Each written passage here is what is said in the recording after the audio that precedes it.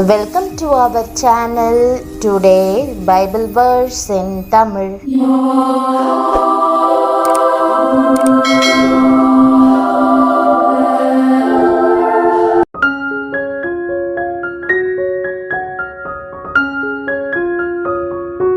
இன்றைய வசனம் சங்கீதம் 3:5.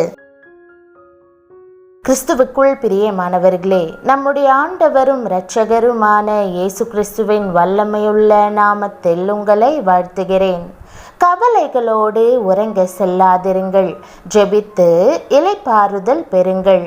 உங்கள் கவலைகளை ஆண்டவரிடம் ஒப்படைத்தால் அவர் உங்களை தாங்குவார், மீட்டெடுப்பார்.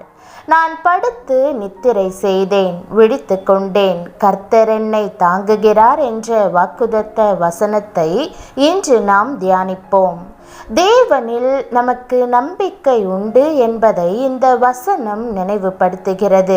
அநேகர் இந்த உலகின் கவலைகளாலும் துக்கத்தினாலும் இரவில் சமாதானமின்றி உறங்க செல்கிறார்கள். பிரியமானவர்களே, பிரச்சனைகள் அதிகமாக இருப்பதாக நீங்கள் எண்ணும்போது செய்ய வேண்டிய ஒரு காரியத்தை கற்றுத்தருகிறேன். முழங்காற்படியிட்டு ஜெபித்து உங்கள் இருதயத்தை தேவனிடம் ஊற்றுங்கள்.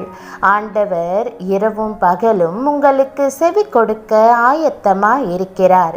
இதுவே தேவனுடைய மகத்துவமாகும். நீங்கள் அவரை நோக்கி கூப்பிடும்போது உம்முடைய வலது கரம் என்னை தாங்குகிறது என்று வேதம் கூறுவது போல அவர் உங்களை தாங்குவார். தேவனுடைய வல்லமையான வலது கரம் எப்போதும் தன்னை தாங்கும் என்று சங்கீதக்காரன் அறிந்திருந்தான். கர்த்தர் விழுகிற யாவரையும் தாங்கி மடங்கடிக்கப்பட்ட யாவரையும் தூக்கி விடுகிறார் என்று வேதம் நமக்கு நினைவுபடுத்துகிறது. இருளான வேளைகளிலும் உங்களை தூக்கி எடுக்க தேவன் ஆயத்தமாய் இருக்கிறார். ஆனால் நீங்கள் அவரது பிரசன்னத்தில் தங்க வேண்டும். உன்னதமானவரின் மறைவில் இருக்கிறவன் சர்வ வல்லவருடைய நிழலில் தங்குவான் என்று வேதம் கூறுகிறது. தேவனை அடைக்கலமாக கொள்ளும்போது அவர் உங்களை தாங்கி விடுவித்து தமது சமாதானத்தை அருளிச் செய்வார். அவருடைய பாதுகாப்பின் கரங்களில் இருப்பதை நீங்கள் அறிந்து கொள்ளும்போது சமாதானத்துடன் இளைப்பாறுவீர்கள். பிரியமானவர்களே, இருதயத்தில் கலங்குகிறீர்களா? இரவில் இளைப்பாற முடியாமல் தவிக்கிறீர்களா? ஆண்டவரை உறுதியாய் பற்றி கொண்டு ஜெபியுங்கள். அவர் உங்கள் வாழ்வில் ஓர் அற்புதத்தை செய்து தமது பூரண சமாதானத்தை உங்களுக்கு அருளுவார். ஒரு நாள் இரவு நேரத்திலே யாப்போக்கு என்ற ஆற்றின் கரையை கடந்து யாக்கோபு அமர்ந்திருந்த போது கர்த்தரை முகமுகமாய் சந்திக்க போகிறோம் என்று கொஞ்சமும் எதிர்பார்க்கவில்லை. ஒரு பெரிய ஆச்சரியமான காரியம் அங்கே நடந்தது. கர்த்தர் தாமே அங்கே யாக்கோபை சந்தித்தார். யாக்கோபு அந்த அருமையான சந்தர்ப்பத்தை வீணாக்கவில்லை. கர்த்தரிடத்தில் போராடி, என்னை ஆசிர்வதியும் ஆண்டவரே, என்னை ஆசிர்வதித்தாலொழிய உம்மை போக விடேன் என்று கதறினார். அந்த இரவு ஜெபம் யாக்கோபின் வாழ்க்கையில் ஆச்சரியமான ஒரு திருப்புமுனையை கொண்டு வந்தது. நீங்கள் ஒரு இரவு கர்த்தரோடு போராடி ஜெபித்தால் இன்றைக்கு மலை போலுள்ள பிரச்சனைகள் எல்லாம் பனி போல நீங்கும். முள் போல உங்களுடைய உள்ளத்தை குத்தி கொண்டிருக்கிற வேதனைகள் யாவும் மறையும். நீங்கள் விசுவாசித்தால் தேவனுடைய மகிமையை காண்பீர்கள்.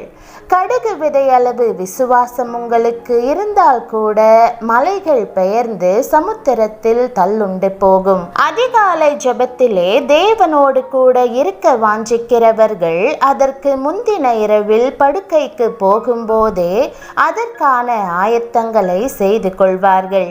அப்படி செய்வது அதிகாலையில் உற்சாகத்தின் ஆவியோடு விழித்தெழும்பி துதிக்க உதவியாய் இருக்கும்.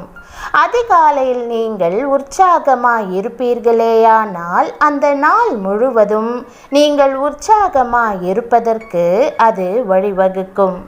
எனக்கு தெரிந்த ஒருவர், நான் அதிகாலை விழித்தெழும்பி ஆண்டவரை துதிக்கும்படி இரவு சாப்பாட்டை மிகவும் குறைத்து கொள்வேன். கொஞ்சமாக சாப்பிட்டுவிட்டு படுக்கும்போது கனநித்திரை என்னை மேற்கொள்வதில்லை. ஆகவே அதிகாலை தெரிவிக்க அலாரம் மணி அடிக்கும்போது நான் துள்ளி குதித்து உற்சாகத்துடன் எழும்புவேன் என்று சொன்னார்கள்.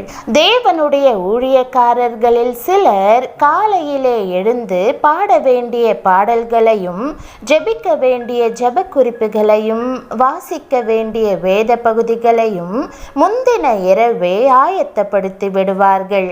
காலையிலே எழுந்து துதிப்பதற்கு அந்த ஆயத்தம் மிகவும் பிரயோஜனமாக இருக்கும்.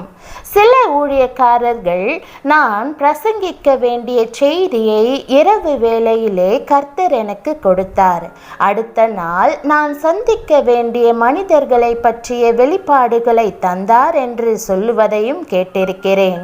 சிலர் இரவிலே படுக்கும்போது 91ஆம் சங்கீதத்தை படித்து கர்த்தருடைய கிருபைக்குள்ளே தங்களையும் தங்கள் குடும்பத்தையும் ஒப்பு கொடுத்துவிட்டு படுக்க செல்லுவதுண்டு. அவர்கள் அதிகாலையிலே எழுந்து கர்த்தருடைய காக்கும் கிருபையை எண்ணி போற்றுவார்கள். நீங்கள் இரவிலே படுக்க போவதற்கு முன்பாக கர்த்தரை துதித்து ஸ்தோத்தரித்து தேவ பிரசன்னத்திலே நிரம்பி சமாதானத்தோടെ செல்லும்போது மறுநாள் உங்களுக்கு மிகுந்த ஆசீர்வாதமானதா இருக்கும். தாவீது சொல்லுகிறார், நானோ நீதியில் உம்முடைய முகத்தை தரிசிப்பேன், நான் விழிக்கும்போது உமது சாயலால் திருப்தியாவேன். சாலமோன் ஞானி கொடுக்கிற ஆலோசனை என்ன? இரவிலே படுக்க போகும்போது வேதத்தை வாசித்து தியானித்து வாக்குதத்தங்களை சொந்தமாக்கி கொண்டு தூங்க செல்ல வேண்டும். அப்பொழுது நீ நடக்கும்போது அது உனக்கு வழிகாட்டும், நீ படுக்கும்போது அது உன்னை காப்பாற்றும், நீ விழிக்கும்போது அது உன்னோடே சம்பாஷிக்கும்.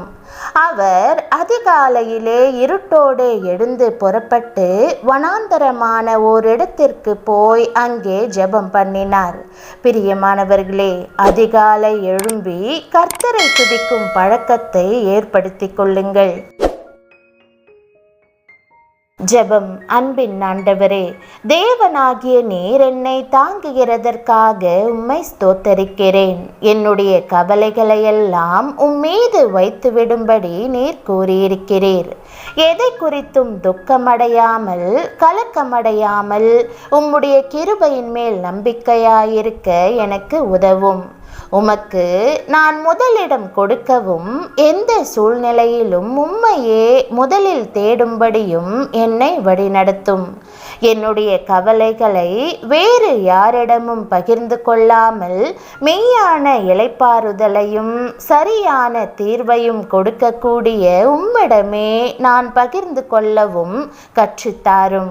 எல்லா சூழ்நிலையிலும் நான் திடமாகவும் சமாதானமாகவும் இருக்கவும் உம்முடைய கிருபையினால் ஜெயங்கொள்ளவும் உம்முடைய வல்லமையான கரத்தினால் என்னை தாங்கி பலப்படுத்தும். நீர் என்னுடன் இருக்கிறீர் என்பதையும் என்னை மீட்டு கனப்படுத்த ஆயத்தமாய் இருக்கிறீர் என்பதையும் முழுவதும் விசுவாசிக்கும்படி செய்து உம்முடைய சமாதானத்தினால் என்னை நிறைத்து நிம்மதியாக உறங்க கிருபை செய்ய வேண்டும் என்று இயேசுவின் நாமத்தில் ஜெபிக்கிறேன் நல்ல பிதாவே, ஆமேன். தேவனுடைய நாமம் மகிமைப்படுவதாக. ஆமேன்.